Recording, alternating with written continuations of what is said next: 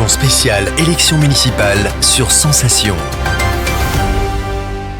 Bonjour à tous et bienvenue sur Radio Sensation. Nous vous proposons, vous le savez, une émission spéciale municipale, des municipales qui auront lieu les 15 et 22 mars prochains. Et jusqu'au scrutin, nous avons invité et nous recevons tous les candidats déclarés dans les 12 villes de l'agglomération de Saint-Quentin en Yvelines. Et aujourd'hui, mon invité est Claire Lavenant, la tête de liste M pour les municipales de Montigny-le-Bretonneux. Bonjour Claire Lavenant. Bonjour. Merci d'avoir accepté notre invitation.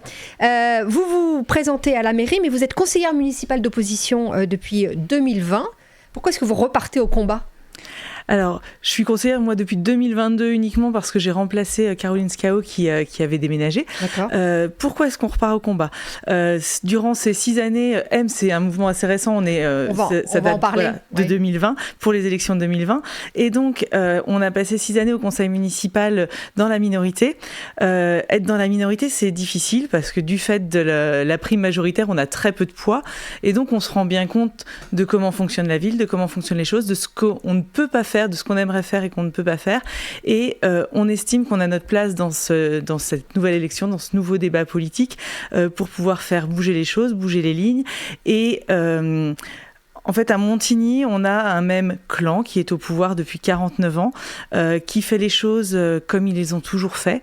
Sauf qu'aujourd'hui, le monde change, Montigny change aussi, et qu'on ne peut pas se contenter de faire comme on a toujours fait. Il y a des grands défis qui nous attendent dans les années à venir. J'imagine qu'on en reparlera après. Bien sûr. Et donc, il y a besoin de gens comme nous qui retournent, on se représente pour pouvoir porter tous ces sujets-là. Et c'est pour ça qu'on y retourne. Et que de toute façon, quoi qu'il arrive, il y a aussi besoin d'avoir de l'opposition, d'avoir des minorités. Il y a besoin d'une pluralité. Et donc, tout ça, ça motive aujourd'hui la candidature de M pour les élections de 2026. Alors, M, justement, c'est un acronyme. Dites-nous ce que ça signifie et comment est né ce groupe. Donc, M, c'est Alternative Igny-Montaine, écologique et solidaire. Donc, c'est un mouvement citoyen qui est né fin 2019 dans le but de présenter une liste aux élections municipales de 2020, les précédentes élections. C'était des citoyens qui avaient envie de voir bouger les choses, notamment à cette époque-là, en termes de transition écologique, d'engager vraiment cette transition à Montigny, d'aussi de remettre la solidarité au cœur de la ville et de faire participer les citoyens à tout ça. Et donc, c'est ce qui nous a animés pendant ces 6 années. Et aujourd'hui, on repart sur les mêmes bases où on se rend compte que la participation citoyenne, c'est quelque chose qui est hyper important et qui aujourd'hui n'existe pas ou peu. Il y a le vocabulaire, parfois, les éléments de langage, d'autres fois, mais la mise en pratique, elle n'est pas là. Et donc, nous, ce qu'on veut, c'est vraiment ça, c'est que les élections municipales, oui, c'est tous les 6 ans, mais on estime que les citoyens, les citoyennes, ils et elles doivent être consultés pendant ces 6 années sur les projets qui les concernent, les décisions qui les concernent, et pas seulement une fois tous les 6 ans, et puis circuler, il n'y a rien à voir, on décide pour vous. On va revenir sur cette participation citoyenne, mais d'abord, il y a une autre liste de gauche qui est présentée à Montigny-le-Bretonneux, liste LFI. Vous n'avez pas réussi à vous mettre ensemble, pas réussi à faire le... Alors, on a fin 2024, début 2025, on s'est rencontrés, on a discuté ensemble pour voir si on avait des valeurs qui nous rapprochaient, s'il y avait des divergences, comment ça se passait et si effectivement on pouvait éventuellement y aller ensemble. Il est ressorti de ces discussions qu'on a des valeurs communes, certes, mais il y a aussi des points de divergence. Le principal point de divergence, c'est que M est un ancrage local. C'est des citoyens et des citoyennes engagés localement pour leur ville, pour l'agglo. Vraiment, voilà, sans autre ambition que ça. L'autre liste, la liste Montigny Solidarité, a des ambitions nationales, des ambitions LFI au niveau national. Et donc, sur ça, on ne s'est pas retrouvés. Et c'est pour cela qu'on a décidé de partir chacun de notre côté avec une vision des choses qui n'est pas exactement la même à ce point de vue-là. Alors, votre programme, donc, quels sont les grands points qu'on va développer, que vous voulez faire aboutir si vous devenez maire ? Donc, on a déjà parlé un peu de participation citoyenne. Donc ça, c'est des exemples, par exemple. Voilà, parlons-en de la participation citoyenne. Comment voulez-vous le faire vivre ? Comment ça s'organise, ce genre de choses ? C'est quelque chose, déjà s'appuyer sur ce qui existe déjà, les conseils de quartier par exemple, qui sont aujourd'hui des éléments qui fonctionnent mais qui sont pas du tout à la main des citoyens. Le président, c'est un élu de la majorité et globalement, il n'y a pas beaucoup de marge de manœuvre laissée aux habitantes et aux habitants qui composent ces conseils de quartier. Donc ça, c'est les redynamiser. Et par contre, des choses beaucoup plus nouvelles qui n'existent pas aujourd'hui, c'est créer des groupes action-projet, par exemple sur un projet bien particulier.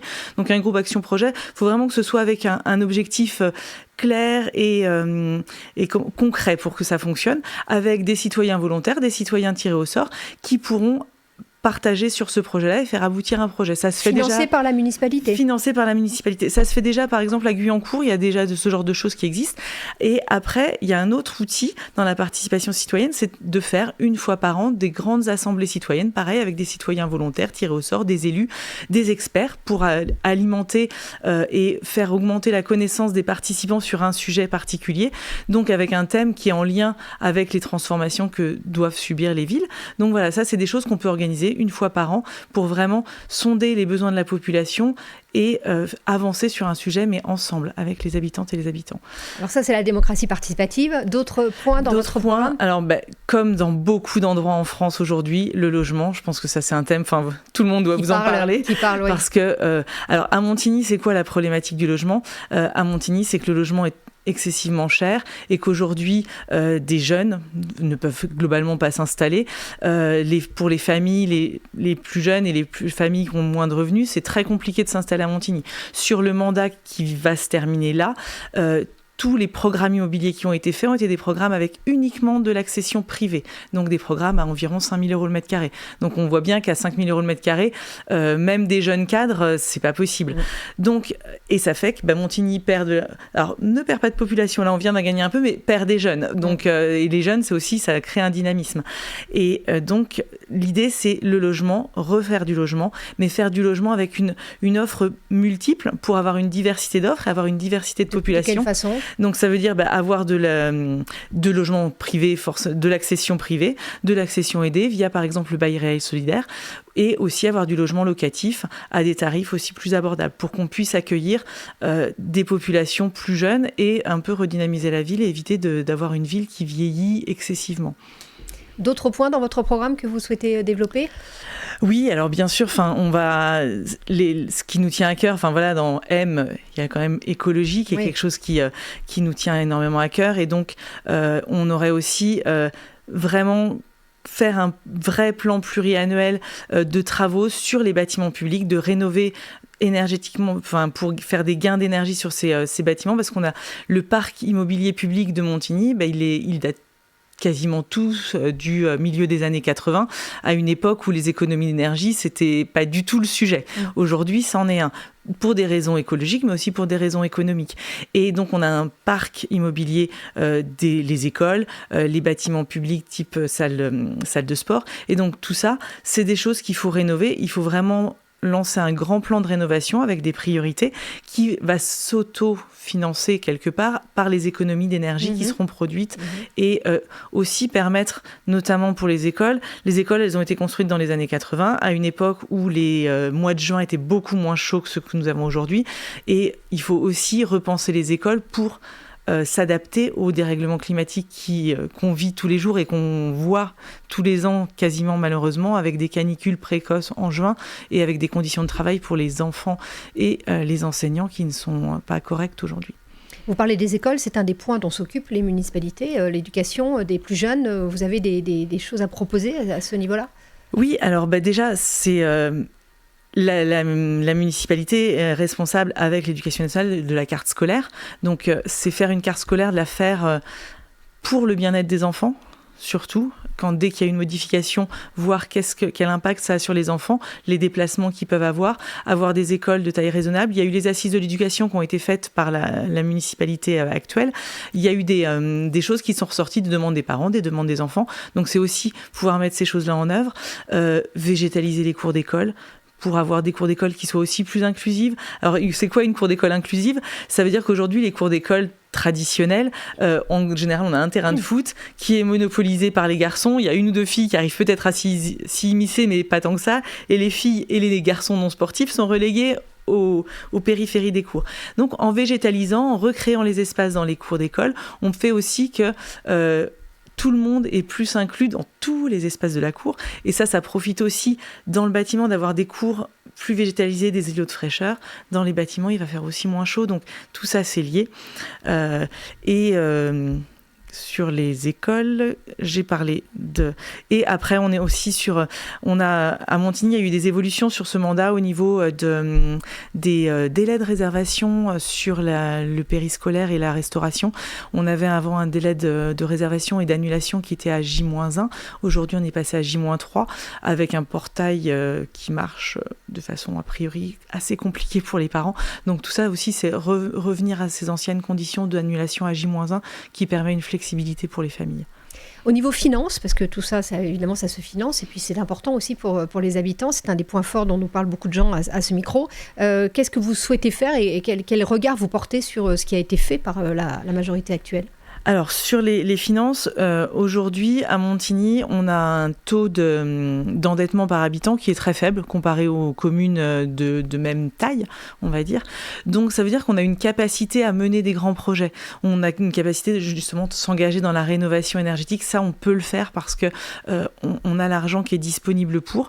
Alors, bien sûr, la majorité actuelle n'a pas augmenté la part des impôts fonciers, la part locale, la part de la commune. Ça, c'est pas quelque chose que nous on veut augmenter non plus, parce que on a les moyens de faire sans augmenter les impôts.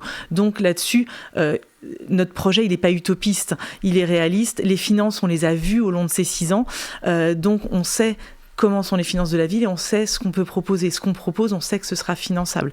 Alors, c'est pas moi l'experte finance de la liste M, donc voilà, je vais rester assez générale, mais c'est vraiment, on a des marges de manœuvre sur les finances avec une ville qui a de l'argent, qui, malgré les baisses de dotation des années de l'État, de ce qu'on a pu vivre sur ce mandat, qui sont conséquentes pour toutes les villes, il reste encore des marges de manœuvre et de l'argent qui permettent de faire des projets et de, à terme, refaire des économies sur le fonctionnement de la ville.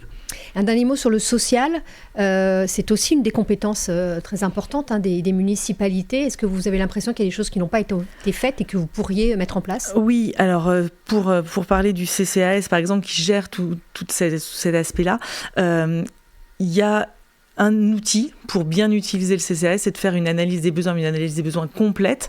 Et ça, c'est pas quelque chose qui est fait de façon complète et de façon fine. Donc, forcément, l'action du CCAS, elle est moins ciblée en fonction des besoins qu'on a à Montigny.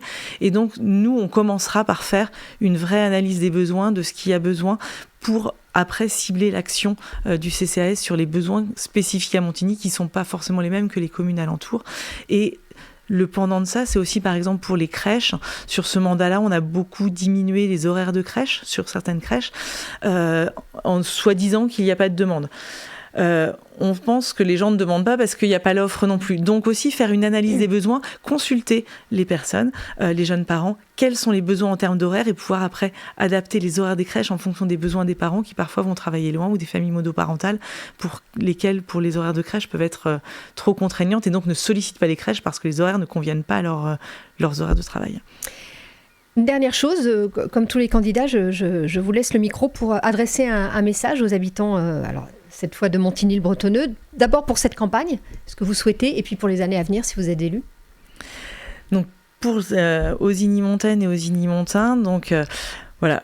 M, c'est vraiment une autre vision de la ville, une autre vision de Montigny, une vision où on souhaite vous faire participer, vous inclure dans les décisions qui vont vous concerner, d'avoir une ville qui va s'adapter à tous les changements qu'on est en train de vivre, aussi bien sur les changements climatiques que sur les changements démographiques qu'on vit actuellement à Montigny et pas que, notamment le vieillissement de la population. Et donc tout ça, c'est le faire en partenariat avec les habitants. Et donc vraiment... avec M, Montigny est à vous, et ensemble, décidons, agissons, partageons. Et donc, le 15 et le 22 mars 2026, glissez un bulletin de vote M dans l'urne. Merci beaucoup.